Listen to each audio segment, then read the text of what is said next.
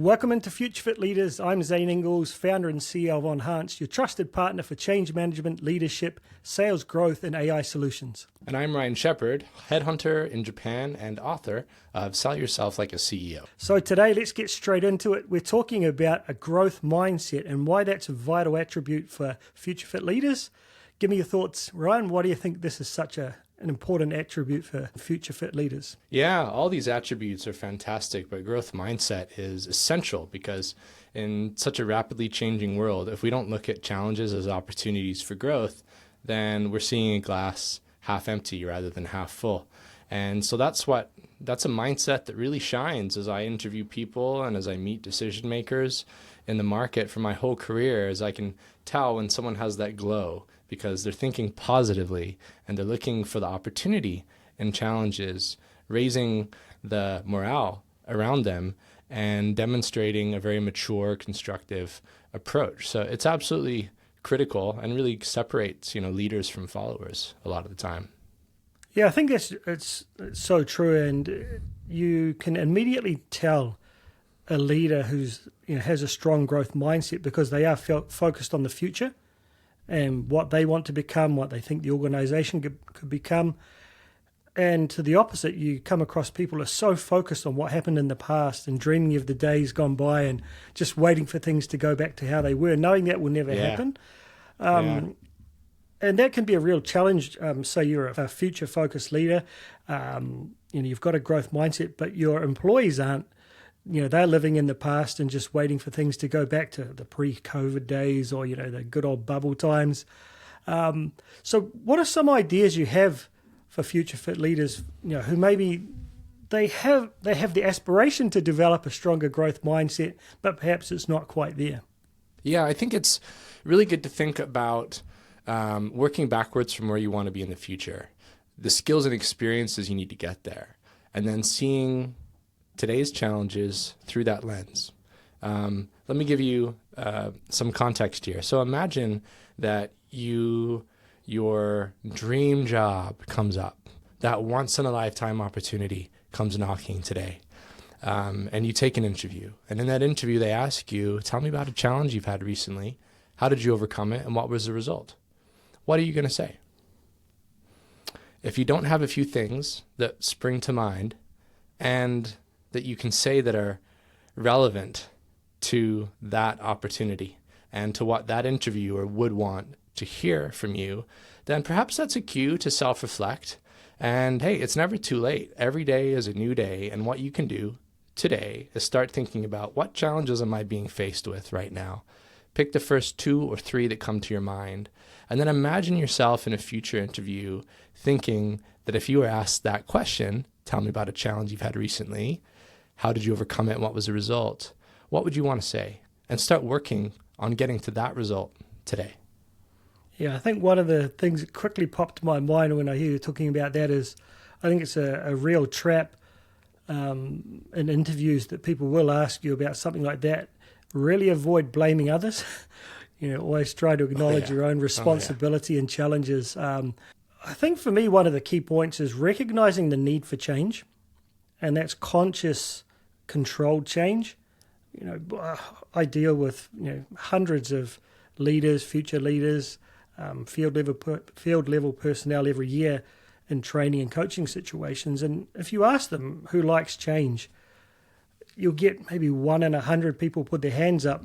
And even then, they only like change in certain areas and not others. And one of the core ideas I focus on is understanding or recognizing the risk to not changing or the potential reward to changing. Because if you can recognize that the risk of not changing is far greater than the fear, the annoyance, or the time it may take, that will motivate you to try, or likewise the potential reward. And this is getting back to your point of reverse engineering, is you have to have a very clear and concise success vision. And I think it's not just about the role you would like to play as a leader, but the lifestyle you'd like to be living. Where would you like to live? What kind of house would you like to live in? If you've got kids, what kind of lifestyle would you like to provide for them in 5 to 10 years' time? And then think about, okay, what kind of salary would it take to do that? And what person would get paid that? So that can kind of help you give you a target. Okay, I would need to be a CEO of this kind of company to live that lifestyle. So reverse engineering, where am I today? What's a realistic growth path to achieve that?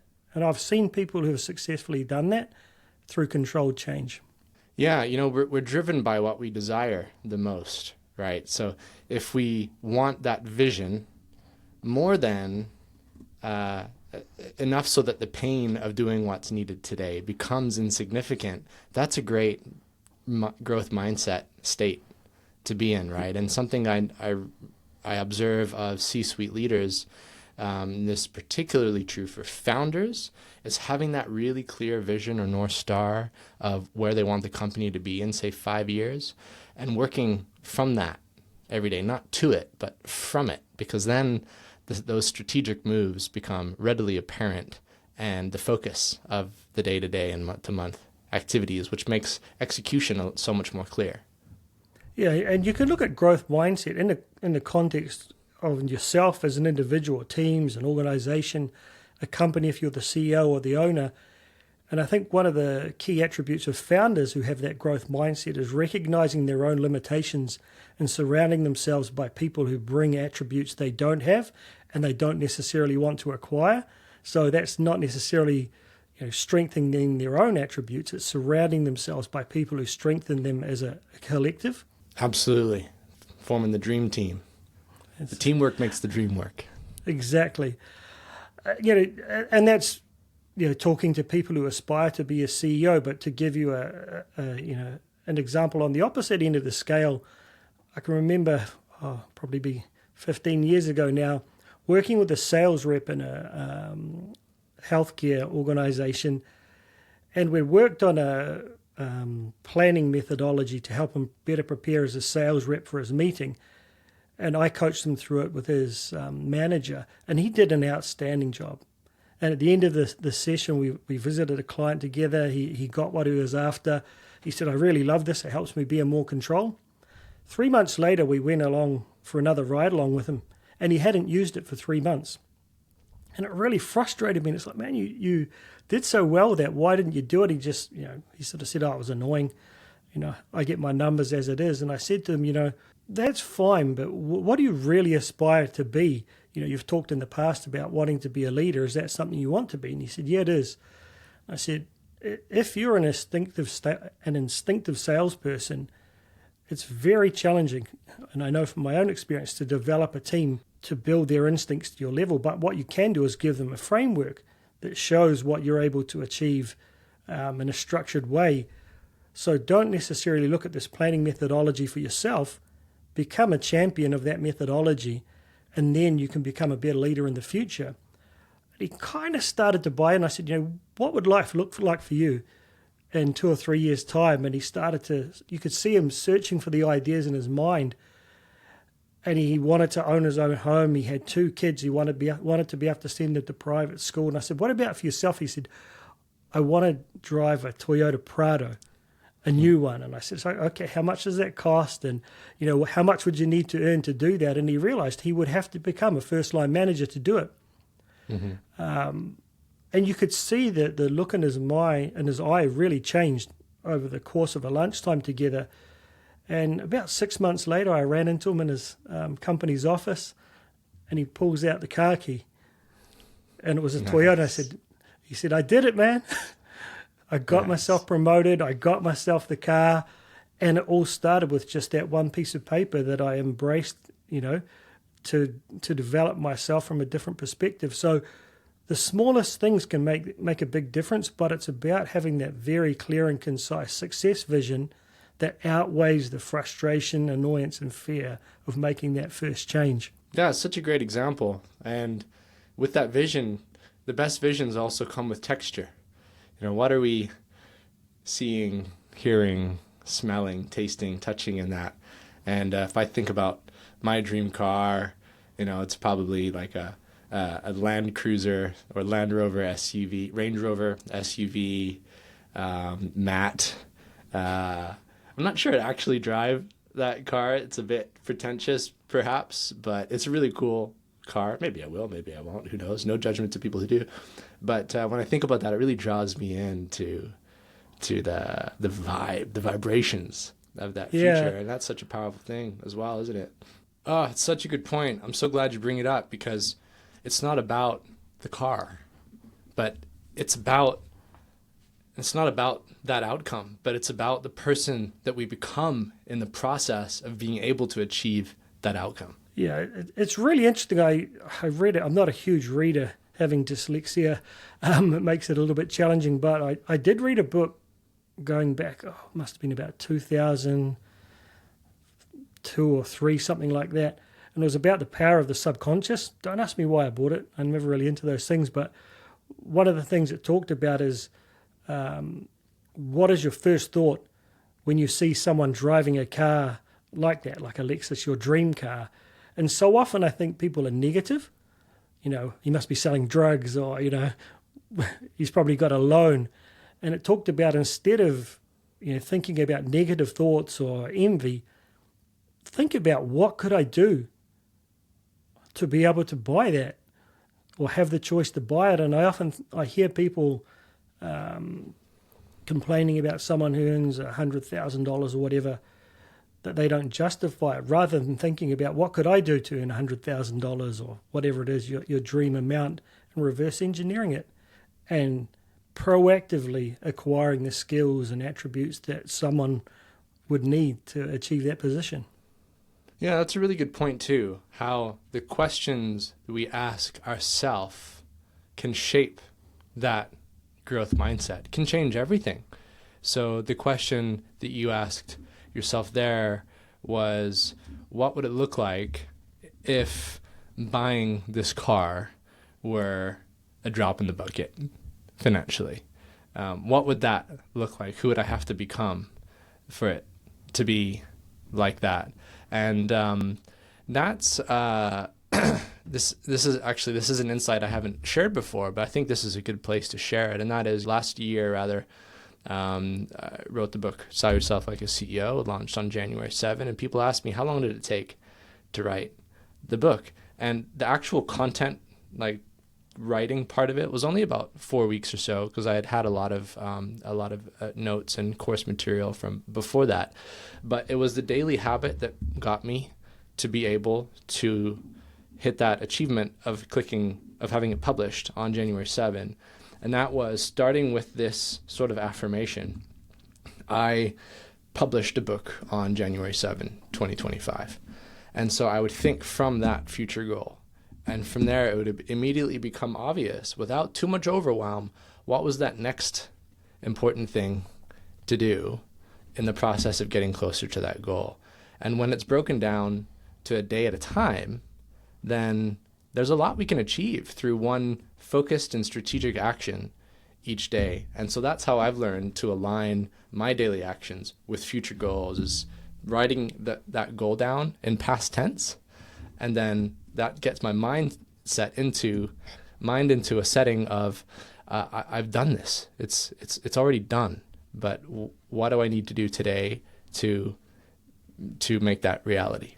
I don't really delve into these things, but I do genuinely believe that our subconscious is more powerful than we realize, particularly if you consciously put barriers in front of your subconscious and say, I could never do that, that would be too difficult, or, this is a risk. Whereas I genuinely focus on visualizing myself in the moment, what it would feel like to achieve those really tangible goals. And like you said, you break it down into manageable milestones that aren't overwhelming, that you can achieve, and you can start to feel the momentum.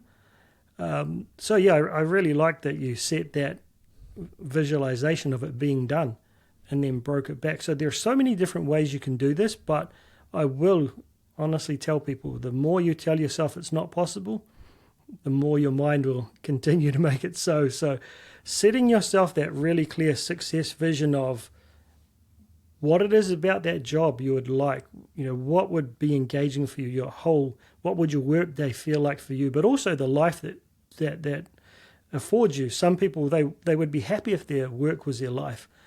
I have a good friend who's a CEO. His wife is a very successful professional. They both enjoy focusing the predominant amount of their time on their work, even when on their days off, but they have their time together. Some people don't want that.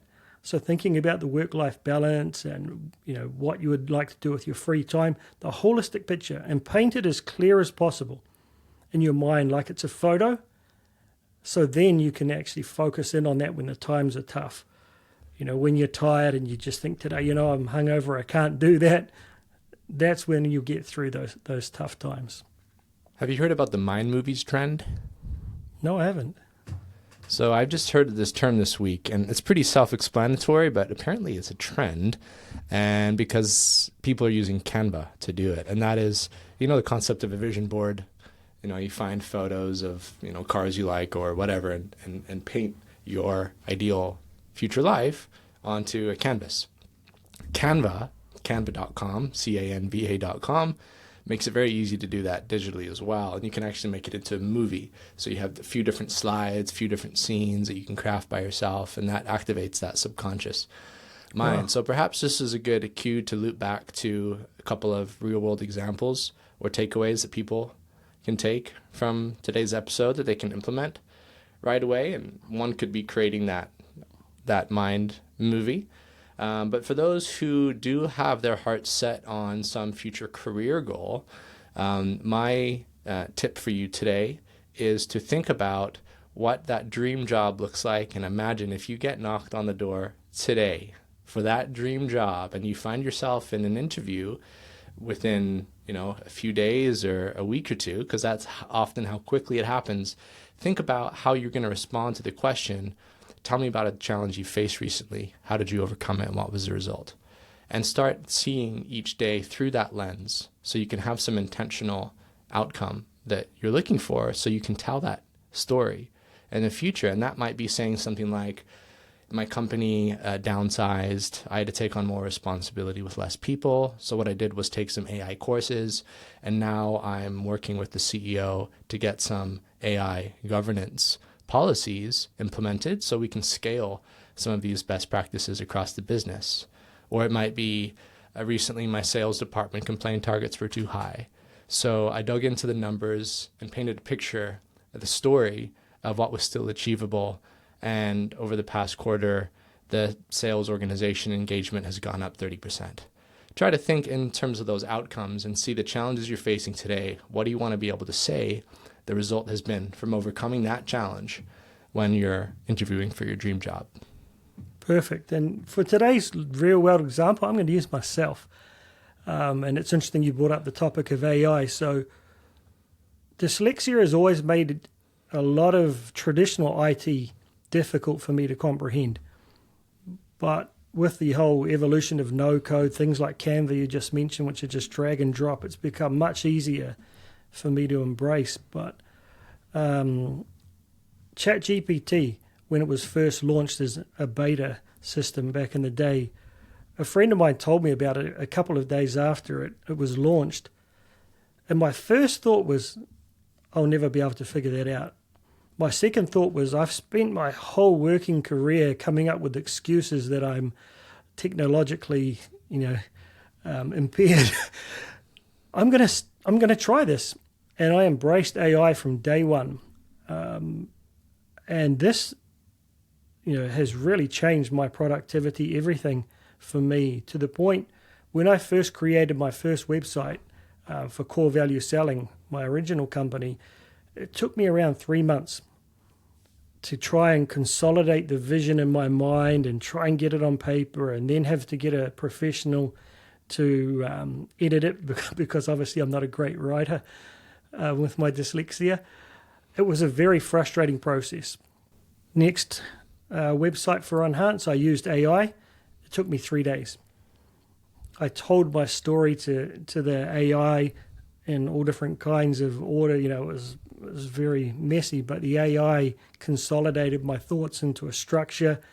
It helped me polish all the ideas I wanted to say. I took something that was one of my biggest weaknesses, embraced it, gave it a try, and I think that it's improved my productivity by probably 100%, if not more. So Don't create mental barriers for yourself, guys. Find a way to get it done.